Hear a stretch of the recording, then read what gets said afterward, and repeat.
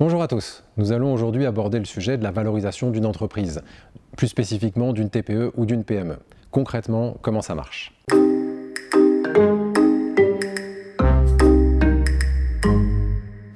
Il n'y a pas en soi une bonne formule. Il y a un certain nombre d'outils à disposition pour pouvoir valoriser une entreprise selon ses spécificités. On va d'abord parler des méthodes classiques utilisées pour réaliser une valorisation et ensuite on va faire un petit focus sur les notions de capitaux propres et sur les notions de rentabilité. Et enfin, on parlera des spécificités de chaque entreprise qui nous amèneront à constituer le prix de vente en tant que tel. Quand on fait une recherche à propos de la valorisation d'une entreprise, on tombe assez souvent sur les méthodes dites classiques. La première, la méthode patrimoniale, revient à prendre en compte ce que possède l'entreprise à un instant T. C'est pour ça qu'on va souvent se baser sur la valeur des capitaux propres. C'est une méthode qui peut être utilisée de manière pertinente lorsqu'on a une entreprise qui n'est pas ou peu rentable. La deuxième se base sur les flux de trésorerie futurs. C'est la méthode DCF, Discounted Cash Flow. C'est une méthode qui est en principe assez intéressante, mais qui présente un gros inconvénient. Ça nécessite de réaliser un prévisionnel sur 3, 4 ou 5 ans. Et ça, la plupart des chefs d'entreprise le savent, réaliser un prévisionnel sur un an, c'est déjà quelque chose d'assez difficile, alors sur 3, 4 ou 5 ans, c'est quasiment utopique. La troisième, c'est la méthode des multiples. On peut se baser sur différents critères qui peuvent être le BE, l'excédent brut d'exploitation, la marge brute, la marge nette, la valeur ajoutée. L'idée principale, c'est qu'on va prendre en compte ce ratio, assez souvent le BE, voire l'EBITDA, et le multiplier par un certain chiffre. Dans tous les cas, on a un principe sous-jacent qui est celui de la rentabilité. L'acquéreur souhaite savoir en combien de temps il va rentabiliser son investissement. Et la quatrième, la méthode des barèmes, qui est aujourd'hui assez désuète, mais qui peut s'avérer intéressante pour certains secteurs d'activité. On pense notamment à des secteurs d'activité où la corrélation est très forte entre le chiffre d'affaires et sa rentabilité.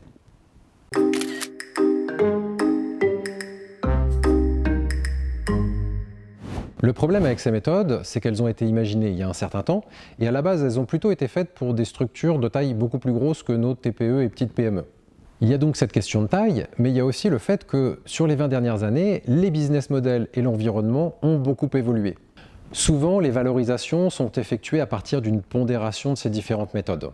C'est une approche intéressante, mais qui a ses limites. En effet, dans certains cas, par exemple quand on a une faible rentabilité et des capitaux propres élevés, cette pondération va finalement s'avérer être inférieure aux capitaux propres. Ça veut dire qu'on vend une entreprise à un prix inférieur à la valeur de ses capitaux propres. Par contre, les principes sous-jacents à ces méthodes sont des outils tout à fait pertinents de manière à réaliser des valorisations qui soient adaptées au contexte et à l'environnement actuel des entreprises. Maintenant qu'on a vu les grandes lignes, rentrons un petit peu plus dans le concret, dans le détail. Le premier bloc qui constitue une valorisation, ce sont les capitaux propres. Qu'est-ce que c'est que les capitaux propres? D'un point de vue comptable, il s'agit de l'actif auquel on retranche le passif circulant. En français, ça veut dire qu'on prend ce que possède l'entreprise, ce que les gens doivent à l'entreprise et ce que l'entreprise doit à l'extérieur. Cette somme donne les capitaux propres que vous retrouvez dans votre bilan. Pour illustrer l'intérêt des capitaux propres, j'aime bien prendre l'exemple du portefeuille. Vous vendez un portefeuille avec un billet dedans. Bien évidemment, ça n'aura pas la même valeur si c'est un billet de 10 € ou un billet de 100 €. Pour une entreprise, c'est exactement pareil. Bien sûr, le contexte d'une entreprise est beaucoup plus complexe. Il va s'agir de prendre en compte des spécificités telles que le BFR et la trésorerie disponible. Néanmoins, les capitaux propres constituent un bloc significatif dans la valorisation d'une entreprise. Plus les capitaux propres sont importants, plus la valorisation sera importante. Maintenant, une entreprise, c'est un environnement beaucoup plus complexe. C'est bien pour ça qu'on ne va pas se limiter à la notion de patrimoine, mais on va aussi regarder d'autres aspects comme la rentabilité. C'est un point qui est tout aussi important pour les acquéreurs, dans le sens où c'est grâce à cette rentabilité qu'ils vont pouvoir financer l'acquisition. Quand on parle de rentabilité, on parle souvent d'EBE, excédent brut d'exploitation. Dans certains cas, on pourra éventuellement parler de l'EBITDA, mais ce sont deux ratios qui sont assez proches l'un de l'autre. Il ne faut pas oublier de prendre en compte les spécificités de gestion du dirigeant. Il ne faudra pas oublier d'appliquer des retraitements à ceux-ci. En effet, selon les modes de gestion, il y a un certain nombre de charges qui seront retraitables pour définir la rentabilité. Prenons deux exemples. Tout d'abord, un dirigeant qui décide de ne pas se rémunérer et de gagner sa vie uniquement grâce aux dividendes. Techniquement, l'entreprise va afficher une belle rentabilité. Sauf que, quoi qu'il arrive, le repreneur aura besoin soit de se payer, soit de payer un salarié pour réaliser les tâches de l'ancien dirigeant. On va donc retraiter une partie de cette non-rémunération et réduire la rentabilité de l'affaire. Autre exemple dans l'autre sens, on peut avoir un dirigeant qui, pour des raisons de confort, aura un véhicule de fonction d'un certain standing qui techniquement n'est pas nécessaire à l'activité. Ça constitue une charge significative sur l'entreprise et ça diminue la rentabilité. Dans ce cas-là, on va retraiter le coût de ce véhicule par rapport à un véhicule un peu plus standard. Attention, il est important de ne pas non plus surestimer ces retraitements. Considérer par exemple qu'on va retraiter l'intégralité de la rémunération d'un dirigeant pour le réintégrer dans la rentabilité de l'entreprise, ça envoie une mauvaise image aux repreneurs. Ça leur dit tout simplement que vous essayez de gonfler la rentabilité perçue de l'entreprise. On a parlé jusque-là de capitaux propres et de rentabilité qui sont des éléments liés aux finances de l'entreprise. Maintenant, la valeur d'une entreprise ne réside pas que dans ses bilans. On va trouver par ailleurs des éléments de valeur qui ne sont pas chiffrés et pourtant qui vont impacter la valorisation de l'entreprise. Prenons quelques exemples. Une entreprise qui disposerait de contrats annuels ou pluriannuels voit son chiffre d'affaires garanti sur un certain temps. Ça a forcément beaucoup plus de valeur qu'une entreprise qui va vendre ses produits ou ses services de manière ponctuelle.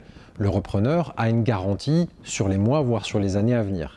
Ensuite, on a toutes les dépendances que l'entreprise peut avoir vis-à-vis de l'extérieur. Ça peut être des dépendances par rapport à des clients qui vont représenter une part significative du chiffre d'affaires, par rapport à un ou deux fournisseurs qui vont représenter justement l'essentiel de l'achat de l'entreprise, ce qui veut dire que si du jour au lendemain, ils décident d'augmenter les prix, ça va impacter la rentabilité. On peut aussi avoir des dépendances liées aux personnes. Prenez bien évidemment le dirigeant qui va quitter l'entreprise, mais vous pouvez avoir aussi des salariés qui sont des personnes clés dans l'entreprise et qui pourraient être par exemple à 1 an ou 2 de la retraite. L'organisation, l'autonomie des équipes, les barrières à l'entrée sur le marché, il existe un grand nombre d'éléments bien spécifiques qui doivent être pris en compte et qui vont impacter directement la valorisation. Chaque entreprise est différente, chaque cas est différent. C'est pour ça qu'une valorisation n'est pas liée uniquement à un secteur d'activité, mais à l'entreprise qu'on a en face de nous à l'instant T. Et ça, c'est un point qui est vraiment important. Souvent, on va réfléchir par secteur d'activité. Ce qu'on a tendance à oublier, c'est que dans un même secteur d'activité, certes, il y a des ratios qui sont assez redondants, mais deux entreprises avec le même chiffre d'affaires peuvent avoir des rentabilités ou des valeurs très différentes. Donc, si dans votre secteur d'activité, il y a une norme, c'est évidemment indispensable de s'en inspirer, mais il ne faut pas prendre les calculs au pied de la lettre. Votre entreprise est spécifique, sa valorisation doit l'être aussi. Quand je parle de marché, je ne parle bien sûr pas de celui auquel s'adresse l'entreprise, mais du marché de la cession d'entreprise. Si vous avez plusieurs affaires du même type à vendre en même temps, forcément les acquéreurs auront plus de choix, ce qui peut diminuer la valorisation de l'affaire. Au contraire, s'il y a beaucoup d'acquéreurs et peu d'offres, ça pourra faire augmenter la valeur de la société. Tout ce dont je viens de vous parler va nous permettre de définir un multiple que l'on va multiplier par l'EBE. Ça va nous permettre d'obtenir la valeur de rentabilité. Cette valeur de rentabilité va être ensuite ajoutée aux capitaux propres qu'on a calculés tout à l'heure. À partir de là, nous avons la valorisation d'une entreprise à travers son aspect patrimonial, c'est-à-dire ce qu'elle possède, et à travers sa capacité à financer son acquisition. Et là, j'entends tout de suite les financiers qui vont me dire « et les flux de trésorerie, on n'en parle pas ?» Effectivement, il va être important de challenger cette valorisation en prenant en compte la capacité de remboursement de l'entreprise. On peut faire ça en utilisant deux outils. Premièrement, la CAF, la capacité d'autofinancement, qui est un ratio très utilisé par les banques pour déterminer la capacité de l'entreprise à rembourser l'emprunt de l'acquisition. Deuxièmement, on va pouvoir utiliser les flux de trésorerie passés de manière à confirmer la capacité de l'entreprise à générer du cash et rembourser ainsi l'emprunt. On parle de flux de trésorerie passés contrairement à la méthode DCF, dans le sens où, comme je l'ai dit, faire un prévisionnel sur plusieurs années, c'est une opération particulièrement complexe, voire impossible, en tout cas d'un point de vue réaliste. Donc, se baser sur les flux passés, c'est beaucoup plus simple. Il suffit de reprendre les bilans et qu'on ait des résultats. Vous l'aurez compris, la valorisation d'une entreprise, ça ne se fait pas en 2 minutes. Il existe des logiciels qui, à partir du bilan et du compte de résultat, vont effectivement générer des valorisations sur les fameuses méthodes classiques qu'on a vues au début de cette vidéo. Comme vous l'avez compris, c'est une approche qui est limitative parce qu'une entreprise ne se résume pas à ses chiffres et en plus, ces méthodes en tant que telles sont discutables. Néanmoins, chacun des principes qui ont constitué ces méthodes sont des outils très intéressants et qui doivent être pris en compte quand on valorise une affaire. Attention à un dernier point, c'est la différence entre la valeur théorique et la valeur de marché de votre entreprise. Jusque-là, on a tâché de définir la construction d'une valorisation théorique. Ensuite, ça dépendra simplement de l'offre et de la demande à un instant T. À partir de là, la valeur d'une entreprise, c'est le prix auquel vous serez prêt à le céder et un acquéreur à l'acheter. J'espère que cette vidéo vous a plu et que vous y voyez maintenant plus clair sur comment fonctionne la valorisation d'une entreprise. Si vous avez trouvé cette vidéo utile, pensez à nous laisser un petit pouce bleu pour nous remercier et n'hésitez pas à partager vos avis et expériences dans la partie commentaires. À bientôt!